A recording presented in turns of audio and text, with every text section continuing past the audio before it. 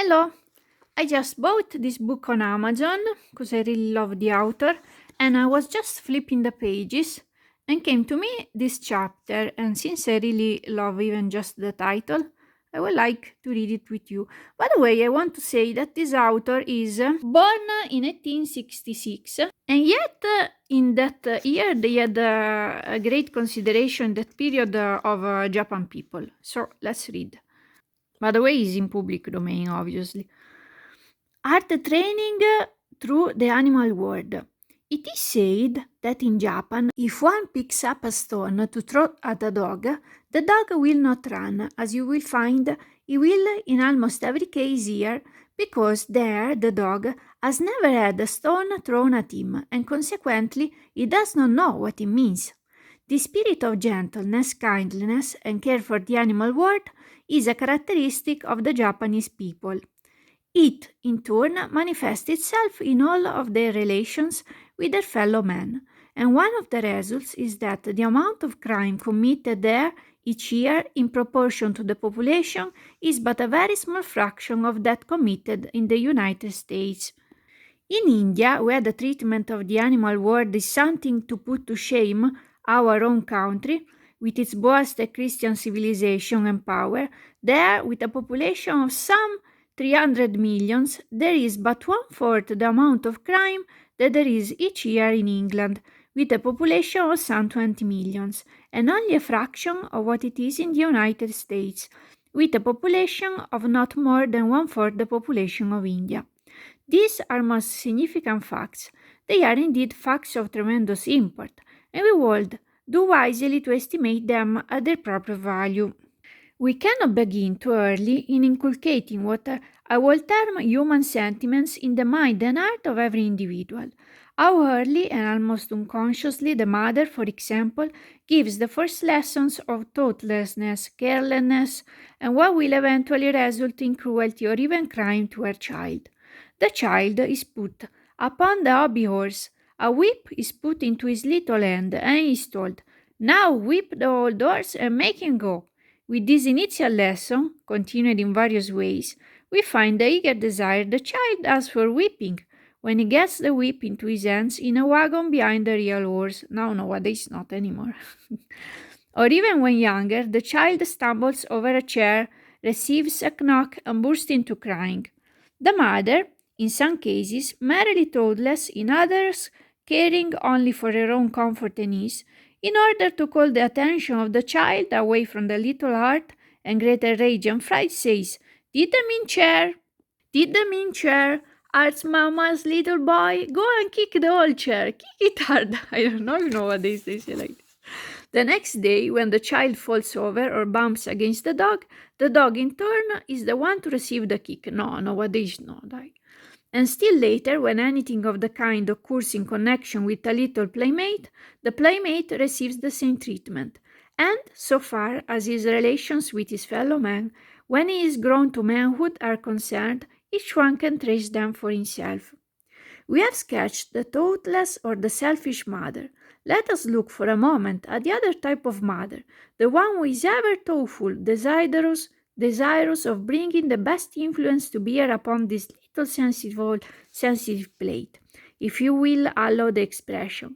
The mother who understands the great, almost omnipotent forming power of early impressions. The child stumbles over or falls against the chair. The mother, after smoothing the hard place and kissing away the first impulse to anger, and also the fright of the child and the revised tears, says, "And now I wonder if Mamma's little boy has hurt the chair. Go bring it to Mamma and let her smooth away its heart also." This is done, and all is now as if nothing had occurred. The next day, then, when the child stumbles over or bumps against the dog, after he had his own heart soothed by his mother, he in turn toddles off to soothe and comfort the dog. Oh, this is cute. And again, when the child bumps against his little playfellow, after he has been soothed and kissed and thereby comforted by his mother, he feels for and sympathizes with the other little fellow, and brings him up to receive the same treatment. And again, each one can for himself carry the effects of this type of suggestion and training into the child's later life and into his relations with his fellow men.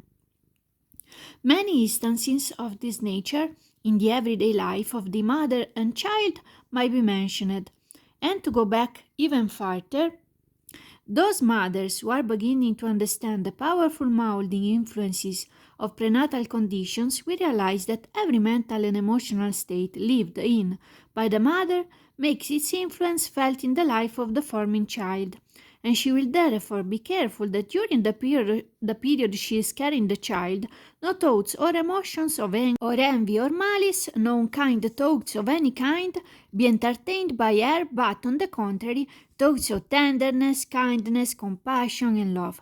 These then will influence and lead the mind of the child when born, and will in turn externalize their effects in his body instead of allowing to be externalized the poisoning and destructive effects of their opposites. Art training. It is an established fact that the training of the intellect alone is not sufficient.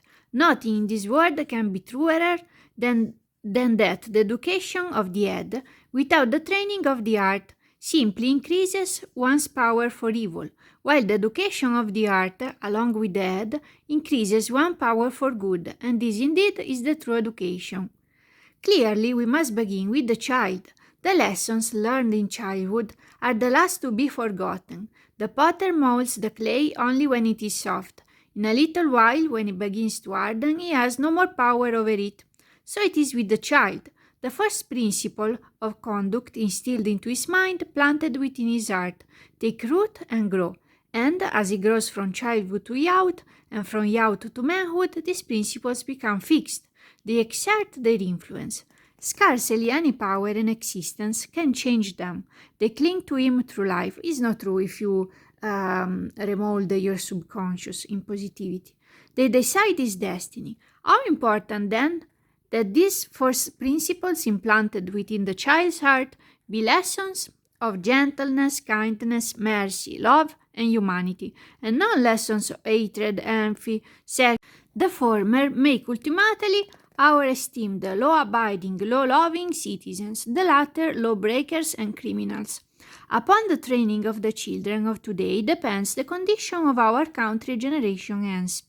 In crimes against the person, the passions play the most important part, and this is true also, even in many crimes against property. How important it is then that the child be taught to govern his passions, how important that he be taught to be kind, gentle, loving, and human, and in all the range of human thought there is not a better, wiser, or more expedient way of accomplishing this end than by teaching kindness towards God's lower creatures. If children are thus taught, they will have instilled into their hearts those principles of action which will make them kind and merciful not only to the lower animals, but also toward their fellow men as their attitude to manhood. Let them be taught that the lower animals are God's creatures, as they themselves are, put here by a common Heavenly Father, each for its own special purpose, and that they have the same right to life and protection. Let them be taught the principle recognized by all noble-hearted men, that it is only a depraved, debased, and cowardly nature that will endure an inferior, defenseless creature, simply because it is in its power to do so, and that there is no better, no grander test of true bravery and nobility of character than one's treatment of the lower animals. It is impossible to overestimate the benefits resulting from judicious human instruction. The child who has been taught nothing of mercy, nothing of humanity, who has never been brought to realize the claims that animals have upon him for protection and kindness, will grow up to be thoughtless and cruel toward them, and if he is cruel to them, that same heart, untouched by kindness and mercy, will prompt him to be cruel to his family, to his fellow men. On the other hand, the child who has to realize the claims that God's lower creatures have upon him, whose heart has been touched by lessons of kindness and mercy, under the sweet influence, will grow to be a large-hearted, tender-hearted, manly man. Then let the children be trained, their hands, their intellects, and above all their hearts. Let them be taught to have pity for the animals that are that are at our mercy. They cannot protect themselves, they cannot explain their weakness, their pain, or their suffering, and soon this will bring to their recognition that higher law, the moral obligation of man as a superior being to protect and care for the weak and defenseless. Nor will it stop here, for this in turn will lead them to that highest law, man's duty to man. I remember when I was little, for example, my dad was telling me when they were the ants. My friend, for example, was stepping on them.